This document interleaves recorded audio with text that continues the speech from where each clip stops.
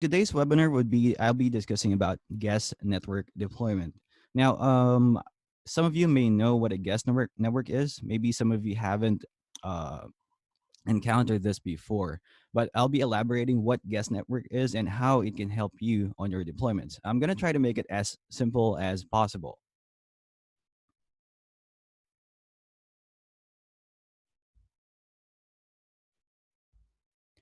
Okay, so I'll be covering the introduction on the guest network, and then I'll be discussing about how we can actually separate guests from your internal network.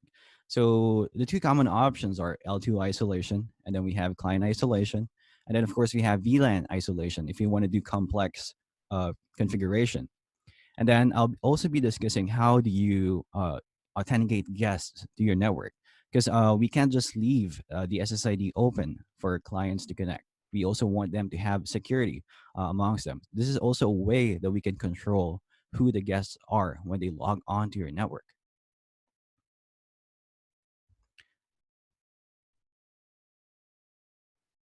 Yeah. By the way, before we continue, so I'll be recording this webinar. So in case you guys missed the first part, you can refer back to our YouTube archive. So on YouTube and Genius APAC, that's where we upload all our previous webinar sessions. Okay. So yeah. Oh, what is a guest network? To make it very, very simple, a guest network is an isolated wireless connection for your guests. So the main reason for this, or the main purpose for this, is to provide wireless connection to your guests, to provide internet access, while maintaining your main network line secured. So that means if you have visitors and they need to connect to the internet, most of the time we would think, oh, wait, do I have something on my NAS that I need to hide first? Do I have some files that are confidential? So when you enable a guest network, it basically blocks or prevents them from accessing your main network. So here's a diagram. Okay, so for example, this is a client device, the guest who wants to connect to your current network. This is our access point, which has internet connection, and then maybe you have a server here as well on the site. So when the client wants to connect to your connection, an unsecured connection, basically the client can access everything. If you have a NAS, you can access that. If you have network printers, you can print from there. But how do we secure it? So when you enable a guest network on your environment, it basically still allows the client to browse the internet. He still can go there, access the internet even temporarily or depending on your restrictions. But the rest of the devices on the network, he wouldn't be able to access. So wireless clients, servers, network storage, he'll be barred from entering there. So this is controlled from the access point. Now, which application require guest networks? Actually, there's a lot of applications which utilize guest network. For example, cafes. In a cafe, maybe their main network is for the POS system, for the payment system, the billing system. Maybe they have their inventory there. They have all the data that they need for internal staff. But of course, in a cafe, you need to have Wi-Fi access for clients to browse the internet. So, yeah, in a cafe, you would need to set up another SSID or another Wi-Fi connection for your guests for them to connect there. In an office environment, when you have visitors, of course, in your office, you have all your data there. You have your maybe you have your projects, you have your client database, you have your tax invoices and all that. So when visitors come into your office, and they request internet connection. So same thing, you would need to provide them access to a guest network, which has have them totally isolated from the rest of your network.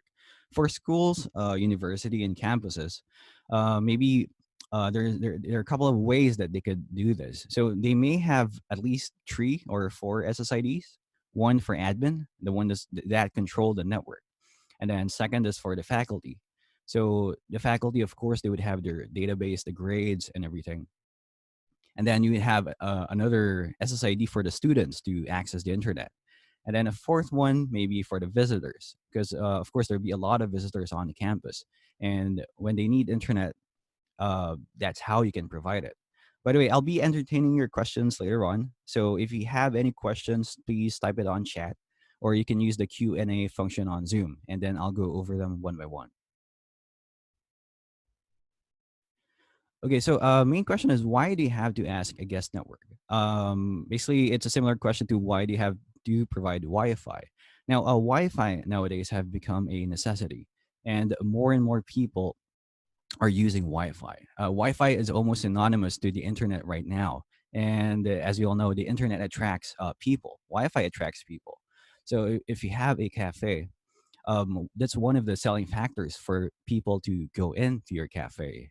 Usually, even us, for example, even yourselves, when you go into a cafe, maybe you need to go there to chill, to get coffee. Maybe you're also looking for a power outlet to charge your laptop or your mobile phone.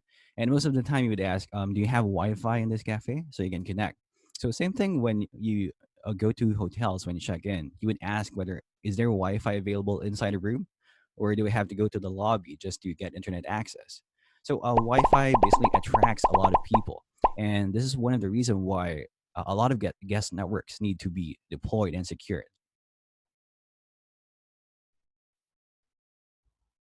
So, what are the methods? How can we separate guests from the internal network?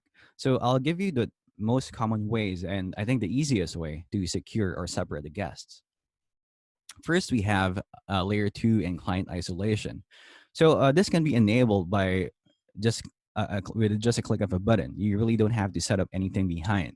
So, for example, I have my wireless clients right here. So, there's a laptop, and then there's a mobile phone here who's connected to one single network. So this is just one SSID. Now, behind you have your internet. Maybe you have a server, you have a printer, you have something else. So what L2 isolation does and client isolation is they basically block peer-to-peer communication. So wireless clients won't be able to communicate with each other. So same thing goes for wired clients trying to communicate with the wired devices. So let's say there's a server behind where you have your storage, where you have your confidential files. Even if the client knows the IP address of that device, when they try to ping it, when they try to access it, FTP through HTTP, they won't be able to access that because the access point itself is basically blocking the client from the system. So straight away from the AP, it's doing the blocking for your devices. Now, another method would be through VLAN isolation. VLAN isolation may be complex to set up depending on how many restrictions you have, but it's very customizable if you know how to play around with VLAN. So for VLANs, VLAN isolation, usually you'd set up multiple SSIDs, like my example a while ago about campus deployment, school deployment. So maybe you have, let's say in this scenario, I have two SSIDs. So the staff SSID and then the guest SSID. So here, I can direct where the clients would go to once they connect to my AP. So for example, my guest SSID would only have communication going out to the internet. The rest of the network, they wouldn't be able to see or access. So the guest SSID here provides wireless connection for clients to connect to the internet, but they wouldn't be able to access the rest of the network. Let's say, for example, I'm a staff. I connect to my staff SSID. I have my own username and password. So when I connect, I can see everything. I can connect to the internet. I can also connect to the storage or the printer or other critical items on the network. But again, um, setting up VLAN again may either be complicated or very easy depending on how many VLANs you have, what are the policies you have on the system, and how many restrictions you have. So, what about the guests? Those guests that would need Wi-Fi connection. So, how do they authenticate? So, there are also different methods to authenticate the guests. So, you can either pre-register them, or allow them to register upon arrival or upon connection. So a few of what we have on the cloud, we have our cloud AAA service. So we call this the EnGenius Radius. When using a AAA or a Radius server, so by the way, a Radius server is a database for your wireless clients, for the wireless connections. So you have your username, you have your password, tied to a specific user. So that is stored on this radio server. Now, for cloud AAA authentication, it means that you need to pre-register your guests. So let's say in an office environment, you know that somebody will arrive to visit. So if you want to grant them guest access, you can enable the AAA service, key in their username and password, which you will provide for them once they arrive. Next is, let's say they also have a Radius server, but it's third party. They already have an existing Radius server. It can either be on a PC running on a VM, or it can be a standalone box, maybe a hotspot gateway server. Now, if you want to integrate there, of course, you can do more things. Custom Radius servers usually are very customizable. You can edit, for example, how much bandwidth they're going to use, what's their speed, when they can connect, at what time frame. For example, only today, so you can set it that way. For example, hotels usually have their own database, their radio server, which is linked to the PMS. So when you check in on a hotel, after you have registered, so they would give you your key card, and then they're going to give you maybe your username and password. Usually, the username and password is your room number, followed by your surname. Now, that room number and surname is actually your Wi-Fi login, which is stored on a radio server on the database. Now, there are other connection methods or authentication, such as hotspot. So usually, hotspot is used in like malls, maybe airports, cafes, most commonly. So in a hotspot environment, you would have to create vouchers for the client. So these vouchers are given in like a ticket system. So in a way, you can also monetize Wi-Fi using a hotspot system, because you have their voucher, you have your own voucher. The client will have their own vouchers. You can preset when they can connect, how much time they're going to use to connect to the internet. If they consume 1 hour, can you extend it even further? Then you can also define how many clients can connect using the same voucher, and so on. And then finally, we also have social login. So social login means you have an SSID. When guests connect, they log in using their social media accounts. So Facebook or Google, for example. So once they log in, you don't have to pre-register them, and you don't have to have your own radio server for that, because basically it's using the database of Google and Facebook to authenticate your wireless clients. we have we also have another authentication method, which we call QR code authentication. So here, you basically generate a QR code from your Wi-Fi system, and which you can paste on, let's say, a cafe, on the desk of the cafe or on the walls of the cafe. So every time the client needs to connect to your Wi-Fi network, they wouldn't have to ask you. You don't need to provide any voucher. You don't have to share the password. Basically, they're just going to scan this QR code using their mobile phone. So once they scan the QR code, it's going to prompt on their device. It's going to tell them, do you wish to connect to this Wi-Fi name? And it's going to show you the name of your Wi-Fi. And then once you proceed, it will then authenticate you using the password. So the password will also be on that QR code. But once the client disconnects from the Wi-Fi service, they wouldn't be able to connect again, because the password is not stored on the device. So the only way that they can re-authenticate is by scanning the QR code again. So it's great for cafes, because people just come and go. If they need quick Wi-Fi connection, they could just scan it.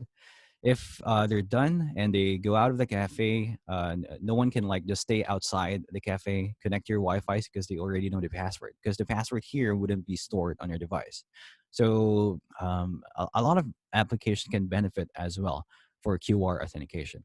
Now, let me run you through the Cloud UI, the Cloud User Interface, to show you where you can tweak the settings for your guest network, where you can set the settings, where you can set the authentication. So give me a sec here. By the way, I'm seeing questions here on the system, so let me check a while. So one question is the isolation control on the switch side or the AP side? So L2 isolation and client isolation on EnGenius side would be on the access point level. So that means on the wireless side, it's already being blocked. The clients that attempts to connect, or the clients that attempt to go to other networks. Another question here is L2 client isolation. User A connect to APA and user B connect to APB. Question is, do they see each other? Both AP are connected to the same switch without VLAN. With L2 client isolation enabled, they wouldn't be able to see each other. So even if the clients are on separate access points, but you have client isolation enabled on those APs, on those SSIDs, then they wouldn't be able to see each other still. Another question here is social login can be used for any purpose for marketing. Good question. So right now, social login on our side, it's just for authentication purpose.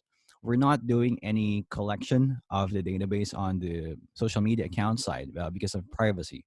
So for EnGenius side, we use social login just for authentication.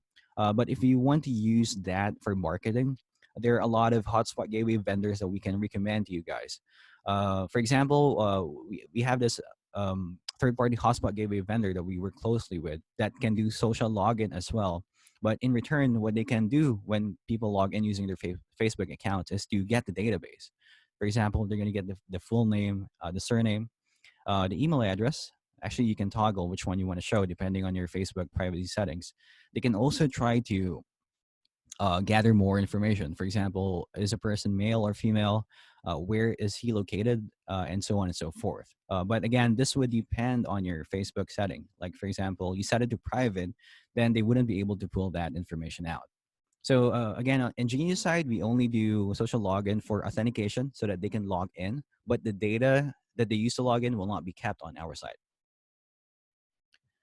Another question here is how can I isolate mobile devices from the mobile network? I want to block mobile in my network without using VLAN. Let me see. I'm not sure if you're referring to a specific mobile device that you want to block. But on EnGenius side, on our EnGenius cloud, we have this feature that we call the block list under access control list, so that you can block a specific MAC address on your network. Let's say the person managed to already connect on your network, and then on the system on your client list, you identify that, hey, I'm not familiar with this MAC, or I'm not familiar with this host name. I'm not sure whose PC this is. So in that situation, you can block him directly from the system, and then he won't be able to connect to your SSID anymore. Another question here is what type of protocols are blocked on L2 isolation for the access point? So right now, all types of communication except those that are critical for browsing. For example, HTTP, that one is not blocked. HTTPS is not blocked. Um, ICMP to ping clients, that one is blocked as well, so that they can't be able to randomly ping the clients on the network. So other than that, for L2 isolation, if I'm not mistaken, only those that are allowed are the critical ones. Like for example, for use for internet, HTTP, HTTPS, SSL as well. If the client is using email or email clients on his PC or phone. Okay, we have a question right here. Can we increase the number of maximum participants? Unfortunately, right now, the account that I'm using is capped at 100. And I thank you guys for really joining today. So our capacity reached its maximum. So what we did to compensate, if you have colleagues that are unable to join right now, is you can redirect them to our EnGenius APAC page. So on EnGenius, try to search EnGenius APAC, sorry, on Facebook EnGenius APAC, because we're broadcasting this live as well. So for those clients who are not able to join the webinar, I'm very sorry, but you're able to view this live as well on Facebook. Also, again, I'll be recording this webinar. So after this webinar, we'll be archiving this video on YouTube, including the question and answer portion, so you guys can still catch up.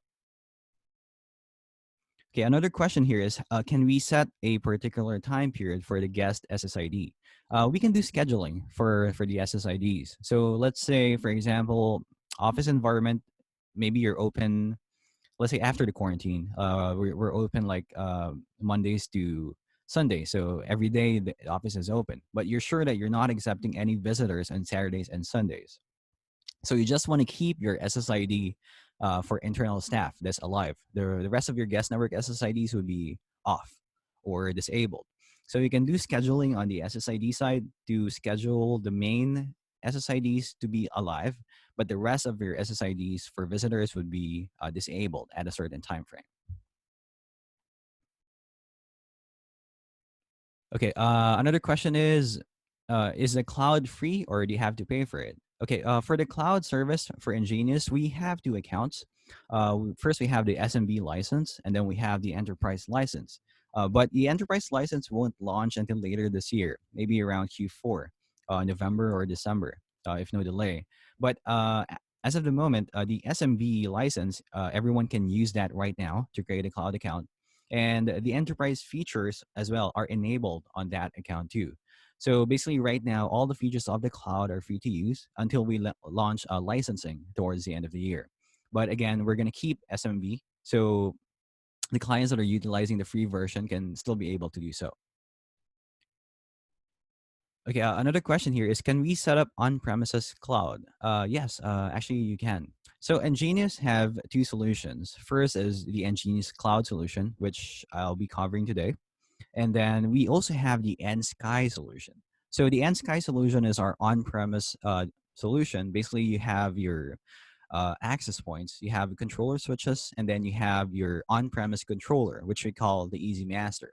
Now, there are a few versions of the Easy Master. First, we have the VM version, so you can set it up on a PC. And then we have the SkyKey 1 version. So a SkyKey is like a mini computer with a built-in Easy Master, which is also on premise. And then the third option would be Easy Master on AWS. So if you need an on-premise private cloud sort of controller, then you can opt to use the Easy Master for AWS. But subscription for AWS is on their side, not on ours. So if you need something that's private that you want to use, you can use that instead. But otherwise, if you prefer that we host the whole cloud solution for you, then we have the EnGenius Cloud. Okay. Another question here is, who is the hotspot provider that you mentioned that you work with to gather the information for ticketing? So, full information on who we work with in terms of third-party hotspot gateway providers, we can provide to you through our channels. So later on, we'll have our sales, our country managers contact you to provide you the list of this compatible hotspot gateway providers with EnGenius. So far, there, if I'm not mistaken, we have like 7, 8, or over 9 that we work with here in Singapore. Because a lot of hotspot gateway providers or vendors are HQ'd here in Singapore. Okay, another question is, how do we configure SSID for VLAN? I'll go through that as I go to the UI. And final question is, can we still change the Wi-Fi password using QR code access method? Or we have to reprint the QR code each time we change the password? Okay, the password for QR is, I mean, the QR itself, the QR code, it's pretty random as you change your SSID and your Wi-Fi password. So if you modify something related to the SSID and the encryption, the QR itself would also change. Okay. Yeah, there are more questions here. Let me go through them first before I move on to the UI. Just a while.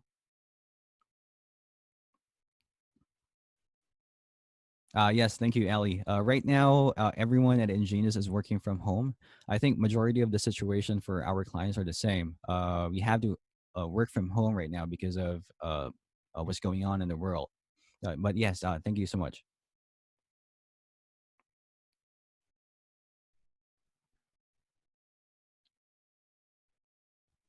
Yeah, another question here is, for social login, can we have the user's email that they log in for marketing use? No, right now we don't allow that yet. Maybe in the future, but for now, because privacy is important for EnGenius, so we don't get any information that they use when they log in using social login method.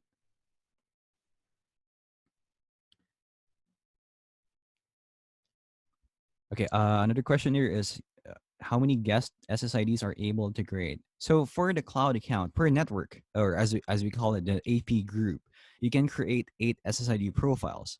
So each SSID profile can have both radios enabled 2.4 and 5 gig. So basically, you have like 16 SSIDs there, but 8 profiles all in all per network group. So that's per access point as well. Okay, another question here is, can I get a list of clients connected and get their operating system, whether it's Linux, Android, and iOS. Yeah, we also have this enabled on the cloud. So under our client list, we can view whether my database, my clients on my wireless network are they using Windows, are they using Mac OS, Android, iOS. You have that information as well, including Linux too. Another question here is guest network can it still do roaming if you have more than one AP? Yeah, you can also have roaming even if you have guest network enabled. So let's say you have multiple APs. Let's say it's a big hotel, multiple APs, and then you have a guest network there. So clients can still roam from AP to AP even without re-authentication because we have the authentication over the cloud.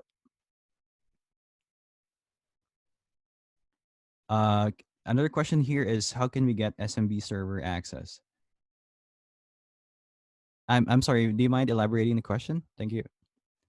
And last question is EnGenius. Does EnGenius support dynamic VLAN?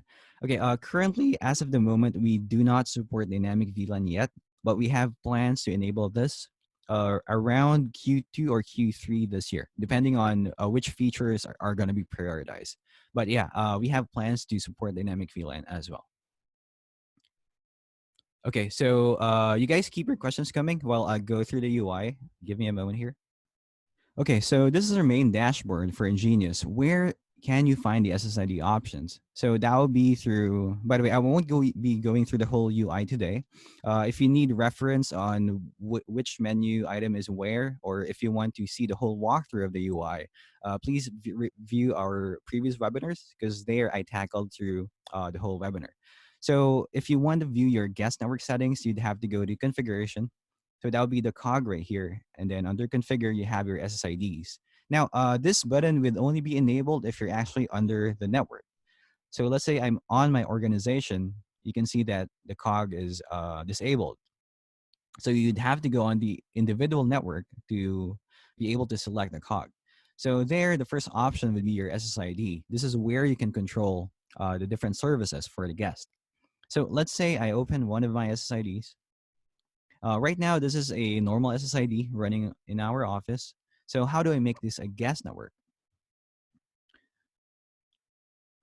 Okay, so here I have several options to enable that. If you want isolation on this SSID, if you scroll down at the very bottom, you have your advanced setting.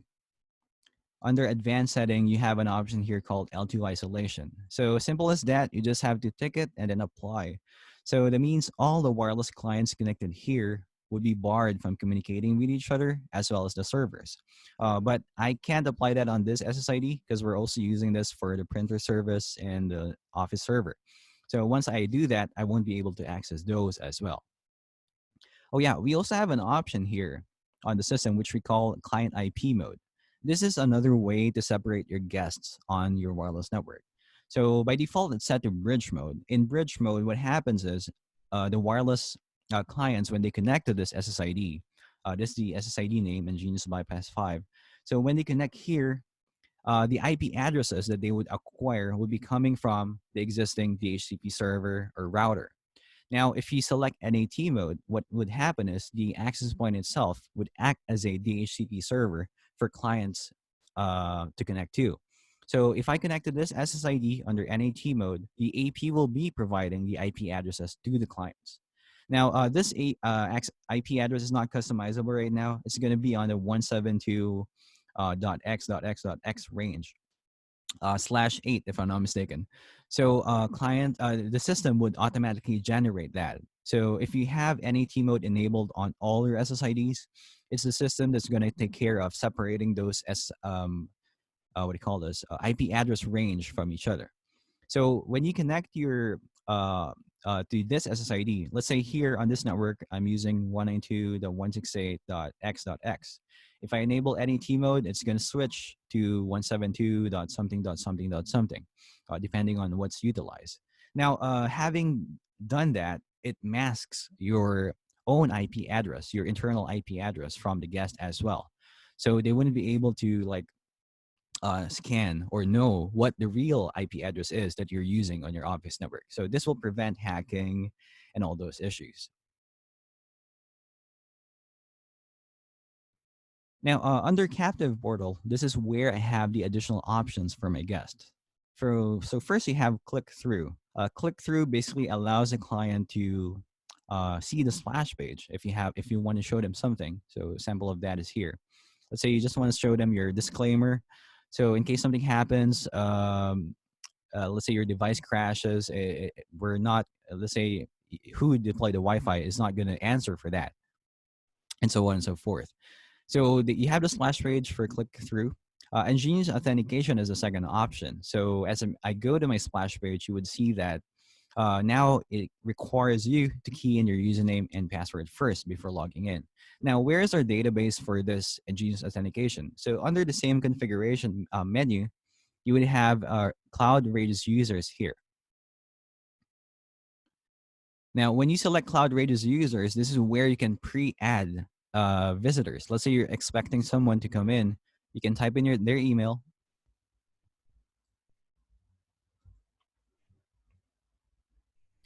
And then maybe generate a password for them.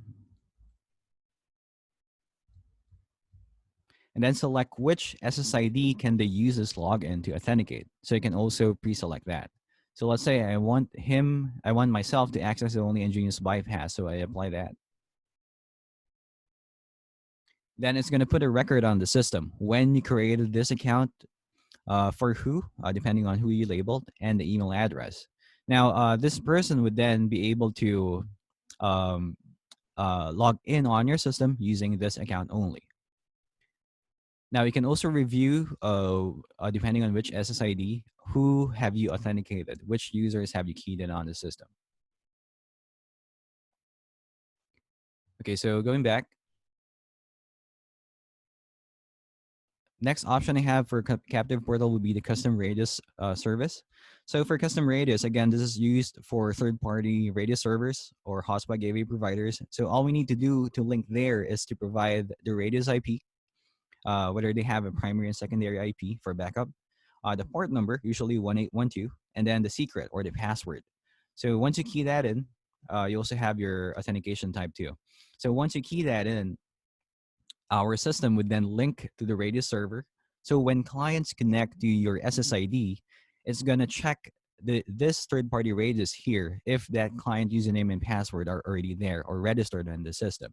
So instead of using our own, that will go through that third-party Radius. Now for what do you call this? For paid services, for deep user management, especially for hotspot gateway providers, usually they also use an accounting server. So you can key in the accounting server's details here as well. So for the voucher service, here you have you can generate vouchers. You can generate different plans from the admin side, where for clients to see the voucher system. So yeah, maybe I can show you guys right now. Just a while. Let me go to my other SSID, my other network. So here I have enabled the voucher service on the guest this test network. On this voucher service, I have predefined plans. 1 hour, one user, 1 day, unlimited users, 3 hours, 5 users, and so on. So you can also select when this plan will start. Will the voucher start when you create it? Or will the voucher start when the user first logs in using that account? So you can also add different plans on the admin side. So you can select from here, let's say uh, 20 hours for 3 devices maximum. So you can set it that way. So whatever you create here would be reflected on the front desk portal. Now the front desk portal would be for basically the front desk staff, let's say cafe staff, hotel front desk, the ones who generate the vouchers for the clients. So let me show you guys that window. Sorry guys if you've seen this before, but to benefit the rest who haven't, I'll be showing you guys the screen again.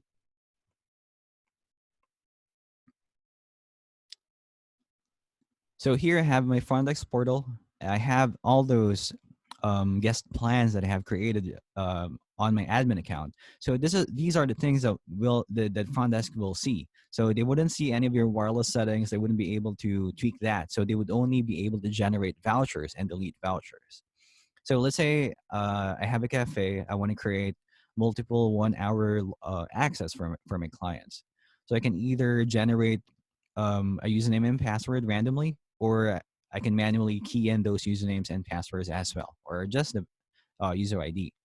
So let's say I want to generate like 20 vouchers.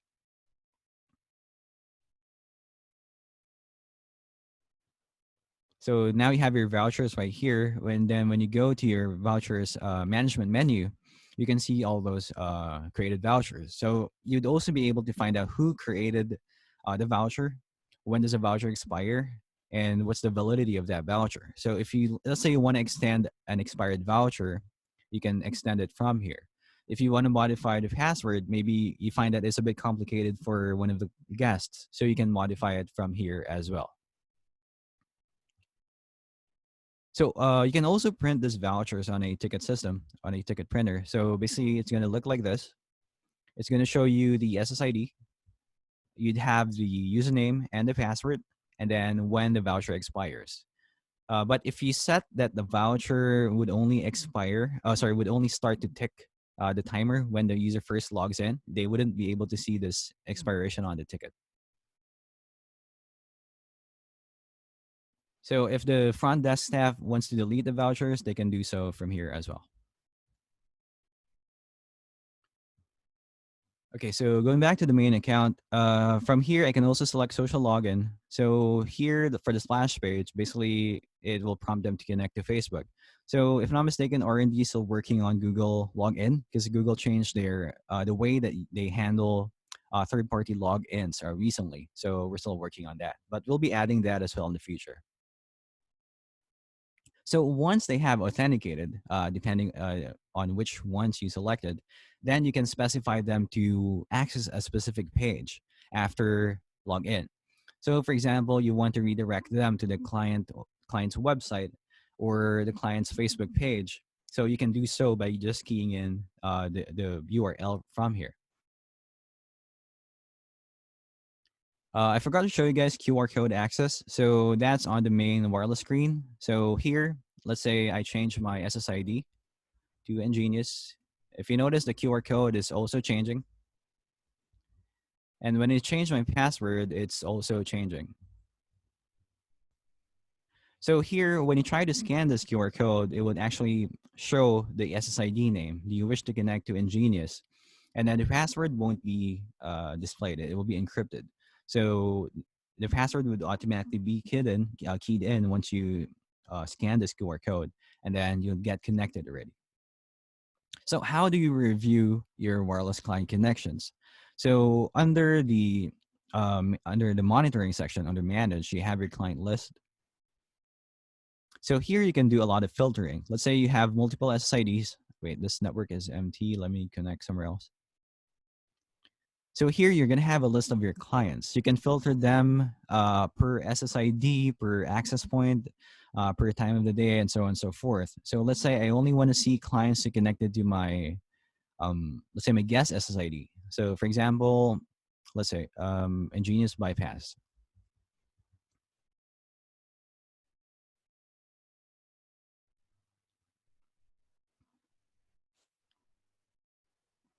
So these are the clients that connected to bypass. So I can filter it depending on who you want to view or which SSID you want to view. So from my side, if I have bypass as the a guest SSID, I'll be able to see the guest right away. So when they connected, what operating system they're using, what's their RSSI, their speed, and so on and so forth.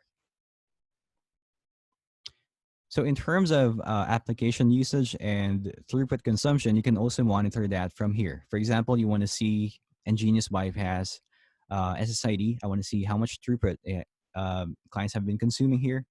Let's have the monthly view. So here I have the monthly view. I can mouse over my graph. I can check, for example, at March the 20th, 4:30 p.m. There were 4 clients who connected here at this speed who consumed a total of 8.92 Mbps. And then their application usage I'll be able to see here as well.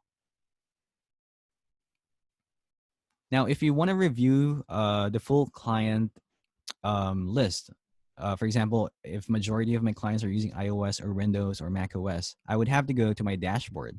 So monitoring and then go to dashboard. Scroll down to the very bottom. and then you would see that information because there was a question about this a while ago.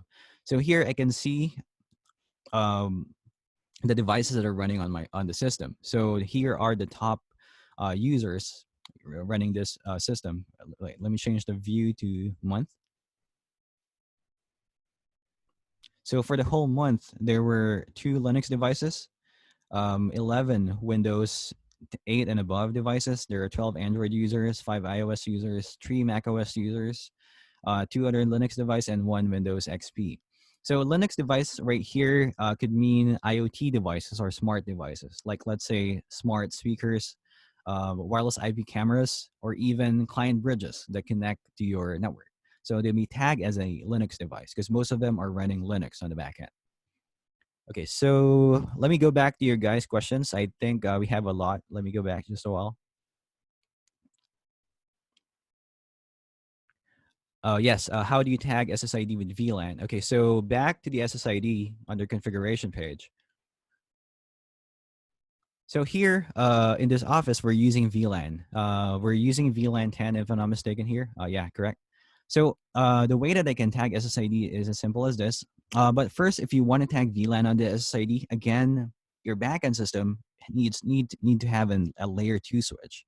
So on your layer 2 switch, that's where you configure the VLANs. That's where you create the VLANs. So when you plug the access point in, it's just going to follow that. So on our switch, we tag the ports for VLANs 1 and 10. So 10 being the separate network and 1 being the main line. So for bypass, we're using VLAN 10. I just have to enable VLAN SSID or VLAN ID and then select the VLAN that I want to use for the system. Now, if it's not on the list, you can just add a VLAN. So just specify the VLAN ID and you can add your description to remind you what it is. For example, here, VLAN 1 is using 10.x.x.x. VLAN 10 is using 192.x.x.x.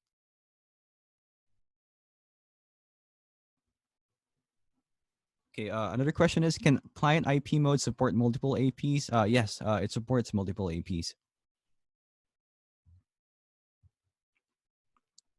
The email is optional or not.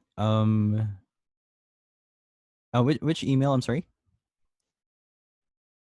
Okay, is the voucher case sensitive so the user need to type it correctly? Yes, the voucher is case sensitive, especially for the password, so they have to key that in correctly. The username, no, but the password is. So if you want to customize that password, you can do so as well. Does the system keep track of expired vouchers? Yeah, so if vouchers are expired, is also on the system. You would know who created that voucher, when it expired, and when was it last used. So you'd also be able to see that.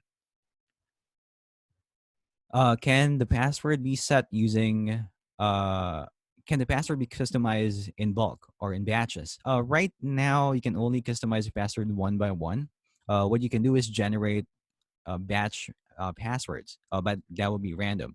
If you want to customize, I assume that you're referring to, for example, I want all my password to be numbers only or only lowercase, and I want to generate based on that requirement. So yeah, maybe I can request this from R&D and check their feedback to see if they can add this on the system. But I guess that type of customization is pretty easy to do. Okay, another question is, can we customize a voucher in terms of the logos, etc.? Currently, not yet, but they have plans on doing so. But stay tuned for that. So just like the splash page, we just allowed customizability like a week or two ago. How do we add an AP to the cloud? So we have an inventory for the cloud. You just have to register the access point using its serial number, or you can scan the QR code under the unit using the EnGenius Cloud app. Another question is, how long does certain SSIDs connect? Um, how long does the okay? I think the question is, how long does the cloud retain information about the client on the cloud? So SMB and enterprise have a huge difference in terms of how long that data is stored. For SMB currently, it's 30 days, but it's 7 days officially. But if I'm not mistaken, they're planning to expand this to 30 days, but it's not yet final. So we can get final information again once we release the licensing service. But for enterprise licenses, this database is stored for 1 year. That means you have all your client information, history, throughput graph, and everything stored for 1 year over on the cloud. Okay, let me go through other questions just a while.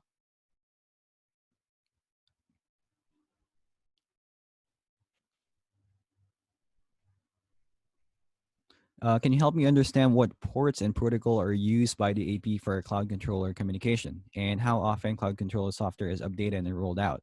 Okay, first question: what are the ports that are being used by the cloud to communicate with the access points or the devices? So we used the commonly used ports to minimize work on the client side, so they won't have to do like port forwarding and so on. So long as these ports are open, they'll be able to use the cloud service. Now, the ports are, we have TCP 80, commonly used HTTP P port, and then we have a 443 for HTTPS, UDP 53 as well. One of the requirements of the cloud, but usually that's open. So other than that, if you're using a radius server, then you would need to open 1812 as well as 1813 if you're using an accounting server. But these, again, these are commonly used ports that are usually open on the network. Unless you're sitting on a very, very restrictive firewall environment, then you should be okay on using the cloud system. How often does a cloud controller software how often is the cloud controller software updated or rolled out?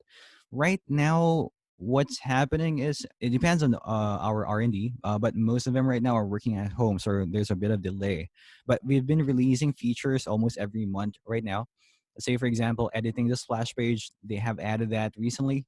And then on the 10th of this month, they'll be adding another option, such as whitelisting. They'll also be adding an option for um, modifying the background of your splash page, VIP setting, switch additional switch features, and so on. So mostly right now it's about every month we have a new feature rolled out.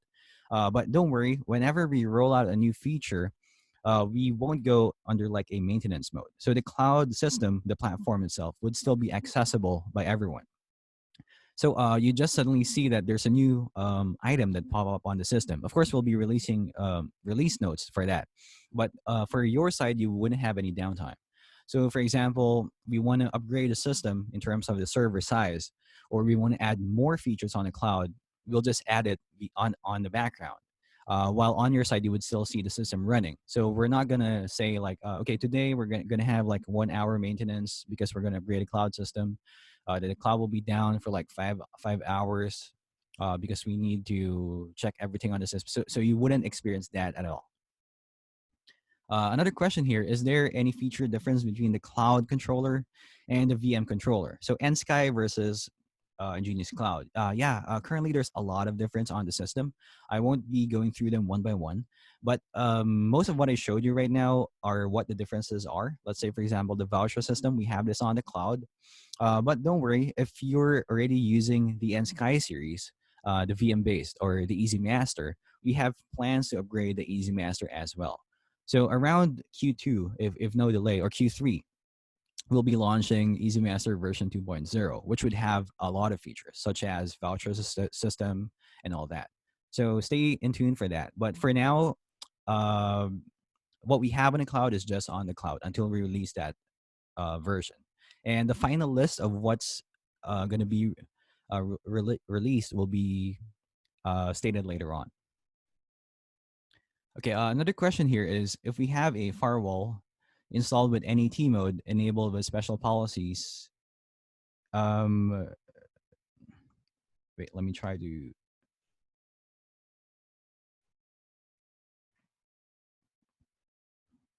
Okay, is there any special policies that are required if we have a firewall system with NAT mode?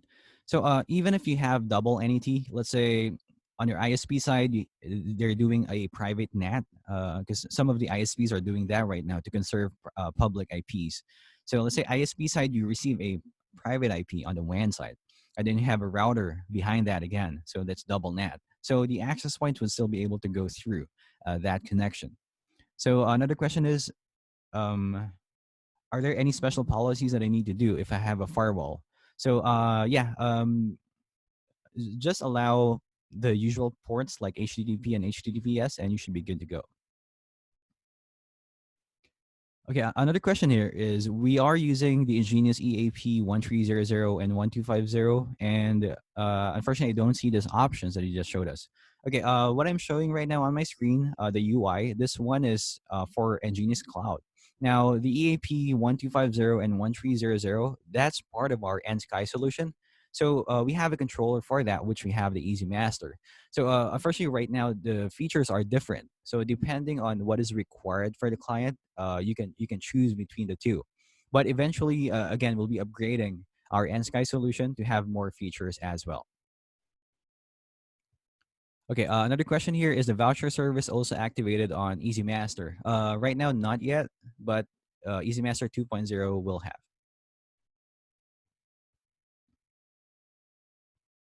Okay, another question is once the password has been used, will the database be deleted automatically? I think this is in reference to the voucher service. So, no, for the vouchers, it will be kept until you delete it manually. So, you'd have a history on what is used and what is not. But don't worry about having that on your database because that one is stored on the cloud. So, it would not consume anything on your side. Sorry, guys. Just go on. I'm just going through your questions. Can we identify the two Linux devices like an IP or MAC ID? Yeah. Let me show you guys that right now. So under the client list, let me view all SSIDs.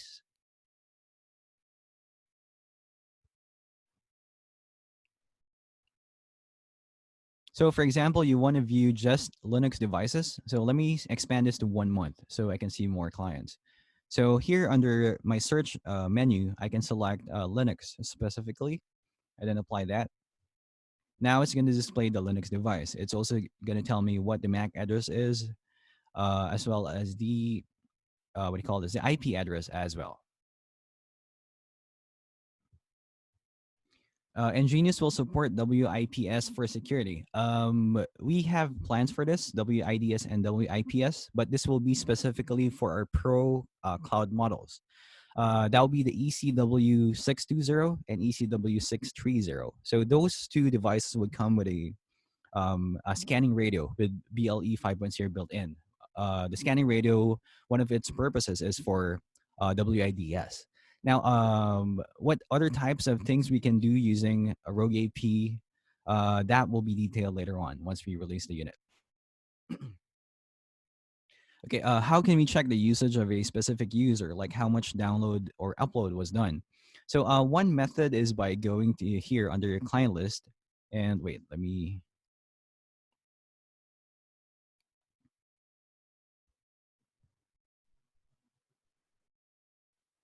Okay, let's say for example, let me scan this, change this to all devices for a month. Okay, so for example, this client, the Easy Master server, for 1 month of data. Wait, let me confirm. One day. Yeah, for 1 month, it has consumed or downloaded like 6.2 gigs of data, uploaded 200 MB of data. And then, yeah, basically, I can see that information right here from the system. Depends on their summary, whether you want to see a daily view, a weekly view, or a monthly view.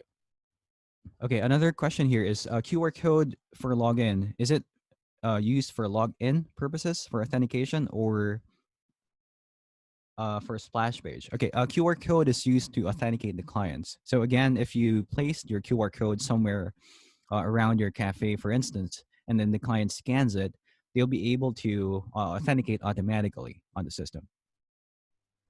Okay, another question here is if we wish to configure our APs in a way that only specific guest IDs should be visible to mobile phones and the rest would be visible to desktop.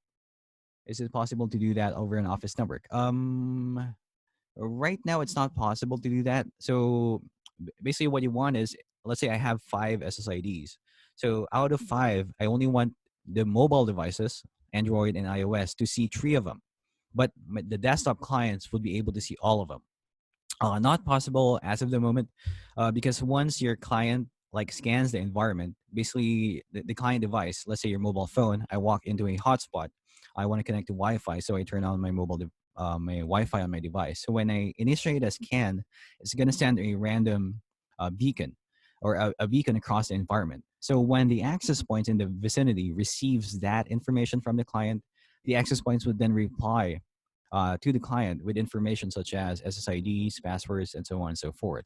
So everything would be displayed on the client side, unless you do a hidden network. So a hidden network would mean that, let me go back to the SSID. So for a hidden network, let's say EnGenius bypass, but I don't want this to be broadcasting this name. So when I click on hide, when you scan Wi-Fi networks, you wouldn't see EnGenius bypass. What you're gonna see is the name hidden network. So if there are like 5 access points there broadcasting hidden SSIDs, so you would see 5 hidden networks. So, but basically, once you connect to a hidden network, it's going to require a few things. First is, apart from just the password, it's also going to ask you for the SSID. That means for me to connect to this SSID, I would need to key in this one, uh, the full SSID, and this one is case sensitive. In a way, yeah, it can add more security to your network. So again, for me to log into a hidden SSID, I would need to key in, first is the SSID, secondly is the password if you have encryption enabled.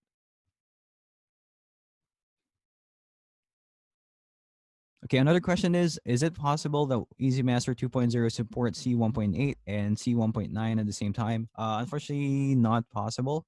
So in order for the EasyMaster to work with access points, they would have to be updated as well. So right now, EasyMaster's version is C 1.0.x. So once EasyMaster 2.0 is released, then the controller version will change as well. And that means that the devices would have to be upgraded to the latest firmware for the EasyMaster to support those. Do our products support rogue AP detection?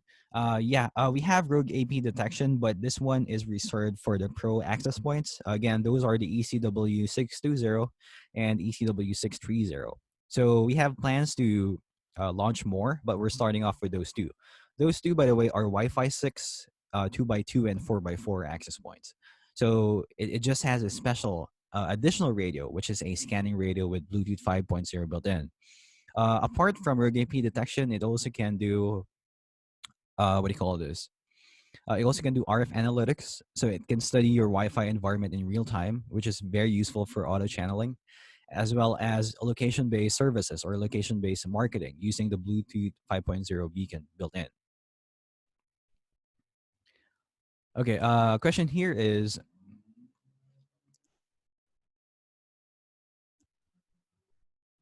okay, question here is, what is Wi-Fi 6? A bit out of topic, but let me answer for all you guys. So Wi-Fi 6 is the latest generation for in the Wi-Fi technology. So we've heard about 802.11b, G, A, and AC, and all that. So you've heard of 802.11 AC Wave 1, there's Wave 2. Now, the newest one is 802.11ax. So AX, as we call it in technical terms, but the marketing name now or the branding, it's called as Wi-Fi 6. That means 802.11 AC would be Wi-Fi 5, N would be Wi-Fi 4, and so on. So Wi-Fi 6 comes with or is packed with a lot of features that can help you have more bandwidth to provide for the clients. That means more speed, as well as more concurrent users on your access point side. I won't be detailing the full information on that, but we have this information on YouTube as well if you want to know what are the benefits of Wi-Fi 6. But basically, for Wi-Fi 6, it enhances your experience a lot. EnGenius side, we have Wi-Fi 6 devices already. For the Sky solution, we have the EWS 357 and 377. That's 2x2 Wi-Fi 6 and 4x4 Wi-Fi 6. So depending on the capacity and bandwidth requirement, you can choose amongst them. For the cloud, we have the ECW 220 and ECW 230. And then again, soon we're launching the Pro models, which are the 620 and 630. So, is Wi-Fi 6 interoperable with the present and existing AP system? So, yeah, if you have, let's say, a mix of access points, let's say you have the ECW 120, which is Wave 2 2x2, and then you have the ECW 220, which is Wi-Fi 6 2x2, and you want to integrate them. Let's say they're on the same network. You want to do roaming. You want to do like fast roaming, you want to do meshing, you can do that as well, even if this Wi-Fi hardware are running different technologies. Okay, so another question here is okay. Question here is post registration will be able to configure and implement policies suggested. I'm sorry. Can you help me elaborate that, Mr. Singh? I wasn't able to get your question. If we register all our APs on the cloud, is post registration policies implemented? Uh, can you help me rephrase the question so I can answer it? Thank you. Okay, another question here is it possible to scan the QR code without SSID? SSIDs, actually, an SSID is required. You can put a blank as well, but it will show as a depends on the operating system. It will may show as a blank as well, but it's selectable. Or it will show in a parentheses, meaning it will show that it's unnamed. But yeah, you can use a blank SSID, like for example here, and then type in the password, which will also reflect on your QR code.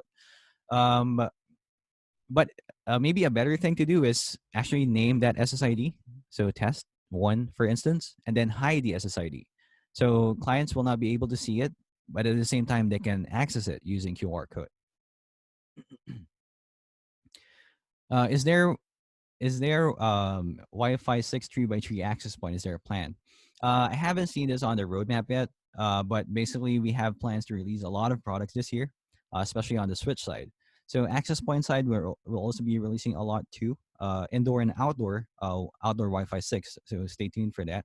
But 3x3, I haven't seen that on at the moment. I saw a 4x4 AP, as well as a 2x2 AP.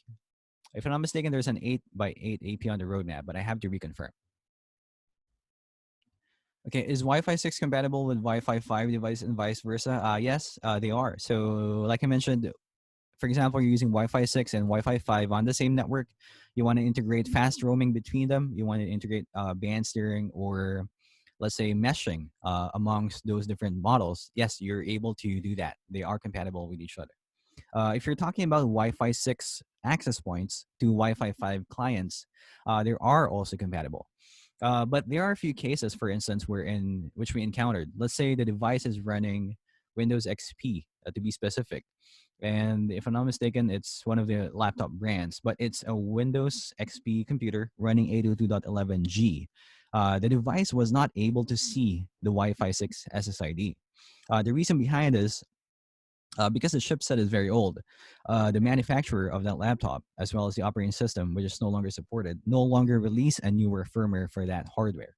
Now, to be able to connect those old devices, like really legacy equipment, maybe A, B, and G clients to Wi-Fi 6, if it has not been updated recently, is to disable Wi-Fi 6 on 2.4. Now, let me show you guys that one. So under radio settings, you actually have an option here to disable Wi-Fi 6 on 2.4 gigahertz. So Wi-Fi 5 gigahertz will still run as normal. It will still have Wi-Fi 6.